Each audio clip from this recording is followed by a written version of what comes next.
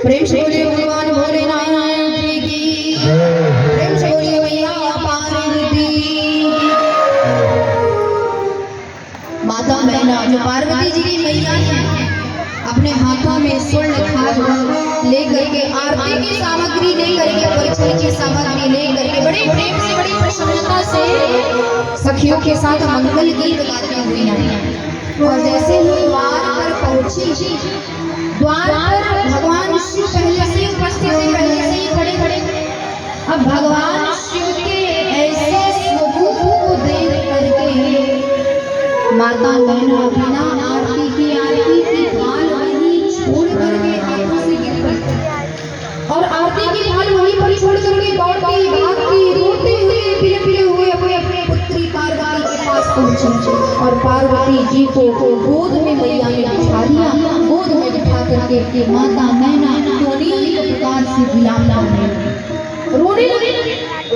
कहा मेरी पुत्री इतनी सुंदर, इतनी रूपवान, सर्वगुण संपन्न मेरी पुत्री, और आज मेरी पुत्री का विवाह ऐसे वर के साथ हो रहा है। माता मैना मानो उसी समय ये लड़ करने वाली है कि जब तक मैं जीवित रहूंगी, मेरे जीते जी मैं ऐसा विवाह और इस वर के साथ मैं विवाह संपन्न नहीं होने दे सकती।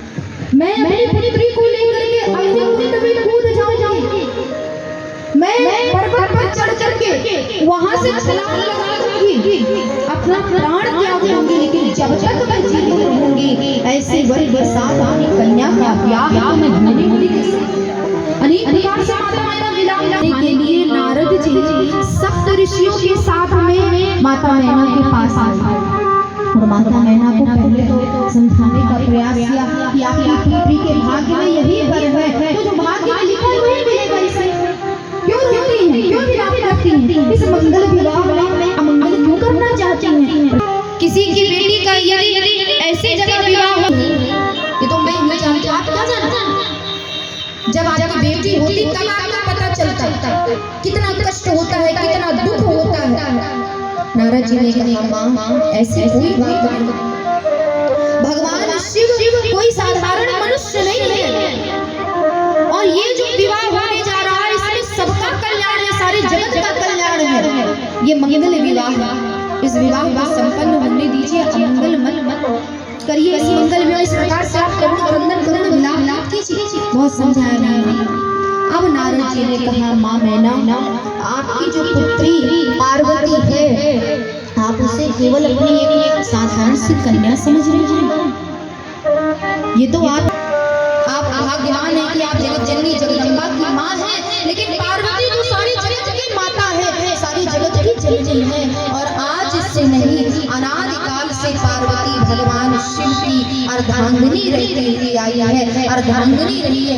आज भी जब ये सती रूप में थी, जब इसने अपने शरीर का परित्याग किया तो आपकी गरागरा पुत्री बन करके आई। तो आज से नहीं, जब जब पार्वती जब जगदम्बा अपना शरीर का परित्याग करेगी तो भगवान शिव से ही इनका विवाह होगा और किसी से विवाह नहीं होगा। ये एक अटल सत्य है। आपकी पुत्री कोई साधारण कन्या नहीं, साक्षात जगदम्बा है और जगदम्बा का विवाह केवल भगवान शिव के साथ है।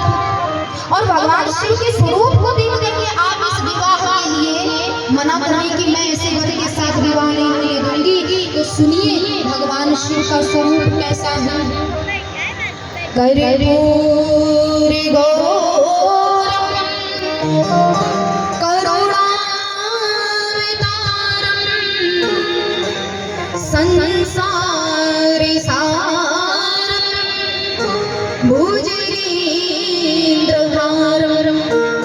सदा वसंतम हृदयारविंदे